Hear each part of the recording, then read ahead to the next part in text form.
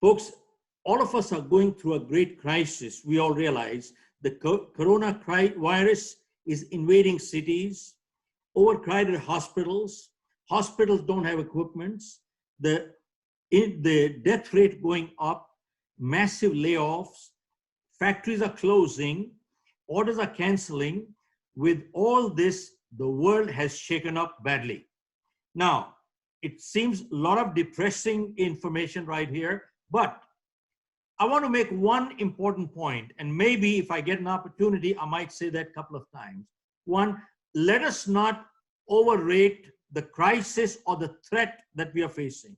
I repeat, let us not overrate the crisis and the threat that we are facing, and let us not underrate our strength to fight this crisis and win. I repeat, let us not underrate our own strength to fight and win. Now, with that kind of a scenario, the world has literally changed, and it has caused a lot of stress, anxiety, and in many cases, depression and anger also. People are frustrated and they're angry because it has impacted three areas in our lifestyle, three areas. One, it has impacted our life. Two, we are concerned about our livelihood. Three, our lifestyle. I repeat, our life is at threat, livelihood is at threat, and lifestyle is at threat. Now, why life did I say? None of us know who's going to be in quarantine next, and what we do, where we go, who we meet today could be a matter of life and death. Imagine who we meet, what we do, where we go could end up deciding our life and death. That's one major issue. Number two, livelihood. You see, tell me, what good is life if we have no livelihood? So everybody is concerned, will I have a job? Will I have a business? Entrepreneur business are closing. What do I do? Now, all incomes have stopped, but expenses have not stopped. Yes, you can cut down on your clothing, you can cut down on your luxury items, but people who are running businesses, are you going to retrench everybody, lay people off, and get them on unemployment? Or how do you manage a payroll? And even if you cut everything else, there are two things we cannot cut. One is food, and the other is medicine. And third, telephone bills and electricity. Now, these are some things that we just cannot cut. So a major concern that has come in is our livelihood. And third is our lifestyle. Folks, before all this corona crisis took place, we were all on the fast lane. We had no time. We had no time. We were on the fast lane. But after the corona crisis for the last 1 month, we have all the time in the world. But we don't know what to do with it. But you see, this crisis, the corona crisis, if at the end of this crisis, if we do not come out reskilled or upskilled, or if we do not come out more knowledgeable, or if we do not come out healthier and fitter in our body, we cannot blame that we did not have time. I repeat, this is so important. After this crisis is over, if we do not come out reskilled or upskilled, or if we do not come out more knowledgeable, or if we do not come out healthier and fitter, we cannot blame that we did not have time. So really, we have to reevaluate our lifestyle. Now, with that, it has impacted us basically physically. I'm not a doctor. I cannot qualify, and I'm not qualified. I cannot elaborate on that. Medical doctors do it. But I remember childhood days when our parents and even teachers taught us basic hygiene and sanitary things, such as when you get into the house, you wash your hands. Never eat your food without washing your hands. You touch currency, wash your hands. You shake hands with people, you wash your hands. And all of a sudden, we've come back to our basics. And probably these hygienic values, we might have forgotten to send them or give them to our children or even to our staff members in our offices, in our homes. And keep your nails cut. I remember we had to show our nails to our parents and teachers. But you see, we have to come back to some basic things in our hygiene stuff. Now, that is one, it has impacted us physically, then it has impacted us economically. Where do we stand? What do we do? I remember in our pension tax consulting firm in the US, the company I sold, for all our clients, we used to always tell them, keep 6 months of your income in emergency fund where you might have to access to them within 24 hours, no later than 48 hours. Because accidents and emergencies do not give you advance warning. They come, that's why they're called accidents. So one, you need to have 6 months of your income into emergency fund, and possibly if you can manage, keep another 6 months of your income into opportunity fund. Now, if you don't have it, it's too late. But going forward, it's a lesson to all of us anyway. But the most important thing is, the third part is emotionally, psychologically. Physically, economically, and psychologically. Psychologically is our emotional balance, our emotional well-being. I've noticed one thing. People who are emotionally strong, emotionally balanced, they are much better in a position to handle and overcome stress. They are in a much better position to handle stress. But people who are emotionally weak, they run into breakdowns. See, think about it. How come under the same set of circumstances, some people break records while others break themselves? That is why we need to have emotional strength. So psychological part is the crucial part. And you notice one thing, people who are emotionally strong, if they have good relationships, this is time they are reinforcing and making relationships stronger. And they are healthier. And people who have weak relationships, this is the time to bind your relationships, mend them, improve them. Because if you don't improve them, they'll break down. And when I talk of relationships, we're talking of relationships within families, husband, wife, kids, parents, child, everywhere. Because those relationships, that's our insurance policy. They are our security. They make us feel secure. They're the times, good times, bad times, they're the ones who stand by you. Who else will stand by you? Nobody. So we need to understand our relationships is the biggest asset that a person can make. You cannot buy these things. It is not money that will do it for you. You can have all the money you want. But if you don't have good relationships, who's going to take care of you anyway? So it is relationships.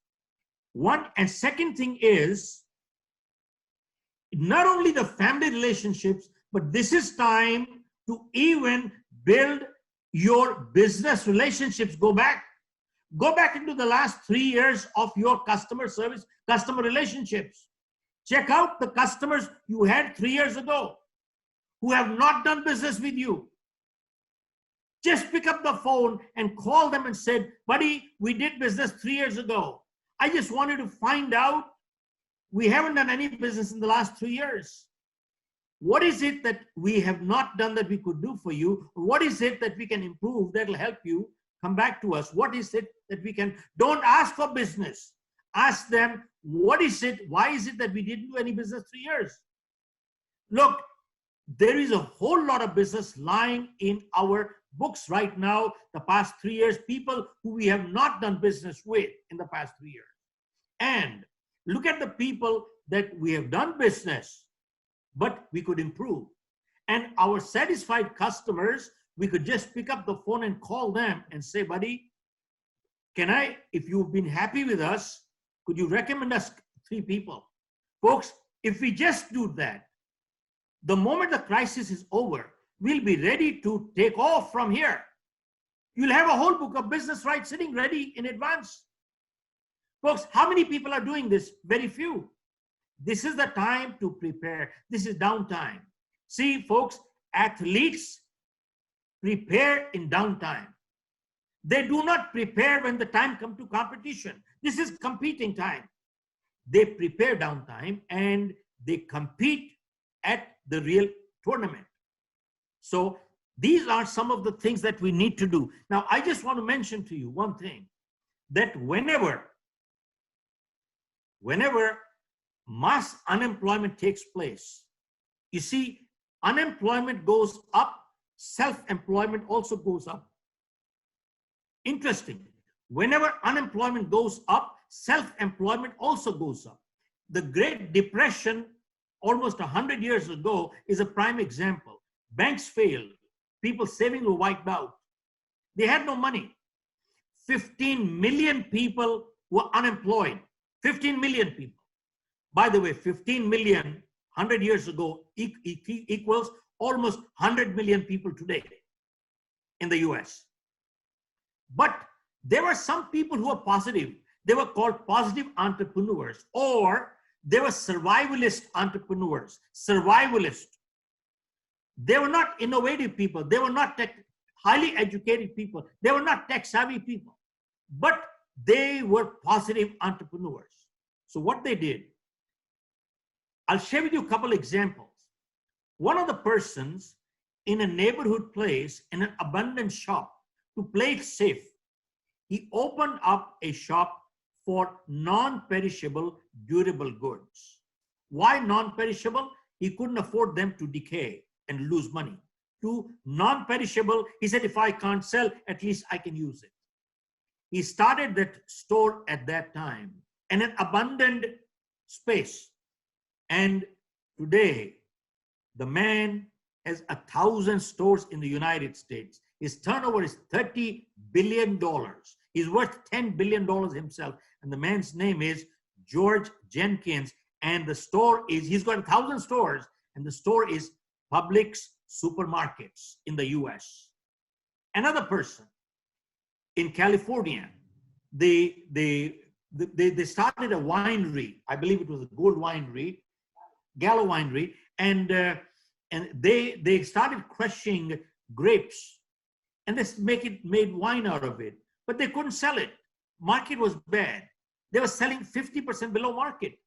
But today, it is the Gallo winery, one of the biggest in the world, worth another $8 billion. Another man by the name of Simplet, he had a small little patch of land, and he started growing potatoes in Idaho. But you see, what he couldn't sell, he used to eat. But then, he couldn't eat all of them. The potatoes started decaying, and he couldn't afford that either. So he created something which is called the mother of the freezer. He created a freezer instrument, which is called the freezer today. And today, he accounts for 33% of French fries in the United States.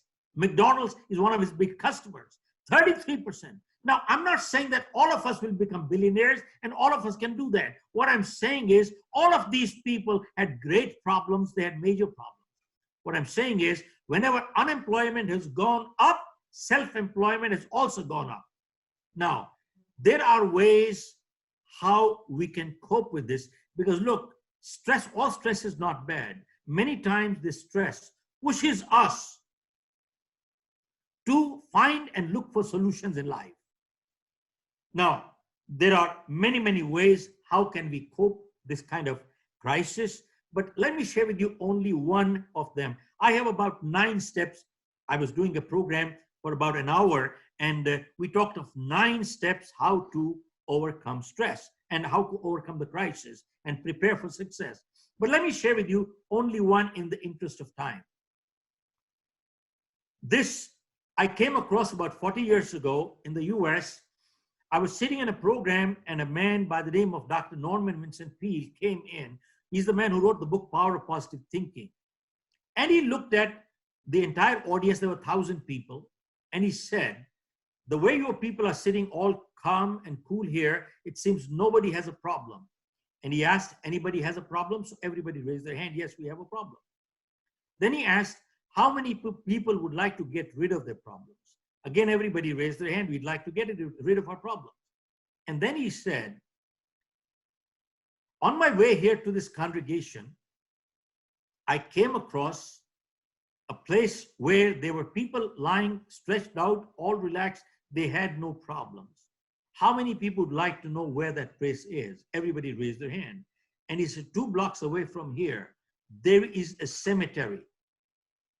There are people lying there, all relaxed, totally stretched out. They have no problem. How many people would like to get rid of their problems? Nobody raised their hand. Everybody put their hand in the pocket. And Dr. Peel said at that time, he said, problem is a sign of life. The day we don't have problems, we'd be dead. He said, we cannot solve all our problems, but we can handle them. See, folks, keep in mind, we can handle stress. All of us can handle stress. But you see, what we cannot handle is chronic stress. When stress becomes chronic, that is the time we start breaking down. How do we overcome it? And that day, about 43 years ago, he gave a prayer, which I have used it every day. I have not left my home without it. And that has helped me to overcome a lot of my difficult situations in my life. And here is the prayer. It said, it is called the Serenity Prayer. I don't believe it was his. It was given by somebody 2,000 years ago. And it goes like this.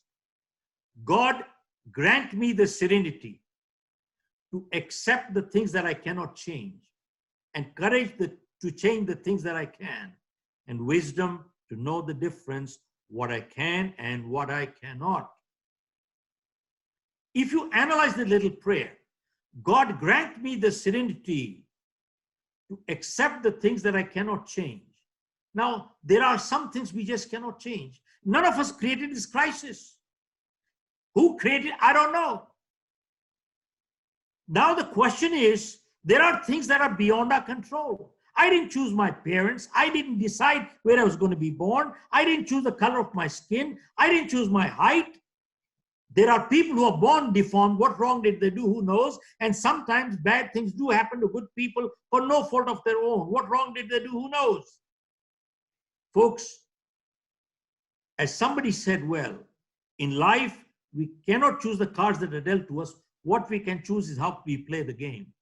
And many times in life, we keep fighting the things that we just cannot change, and we bring stress into our lives. And what we cannot change, let me accept graciously, not grudgingly.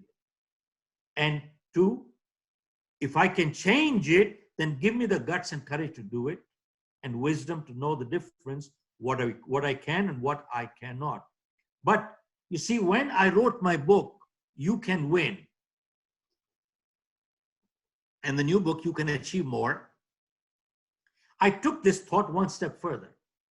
And I said, life is full of choices and life is full of compromises. Seems like a contradiction, but not really. See, folks, if I ill-treat you, I've chosen to be ill-treated, haven't I? If I treat you with discourtesy, I've chosen to be treated with discourtesy, haven't I? If I light up a cigarette, I've chosen to invite cancer, haven't I? If I drink and drive, I've chosen to invite an accident, haven't I? If I am unhygienic, if I go into crowds today, I've chosen to invite virus, haven't I? We have to understand life is full of choices and life is full of compromises. Now, very important. We are all free to the point of choice. But after we make our choices, choice controls the chooser. We have no more choice. I repeat, we are all free to the point of choice, but after we make our choices, choice controls the chooser. We have no more choice. What is success? Series of positive choices is called success, and series of negative choices in life is called failure. It is so simple.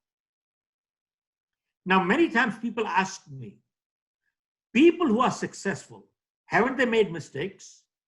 And people who are failures, haven't they done anything right in life? Well, my answer is, people who are successful, they've made mistakes. Of course they have. And people who are failures, they've also done some positive things in life. But keep in mind, doing something positive once in a while does not bring success. Repeating the same positive behavior is what brings success. And making a mistake once in a while does not make anybody a failure. Repeating the same mistake again and again is what brings failure. So we need to understand there is a compounding effect in life. And that compounding effect is really the deciding factor.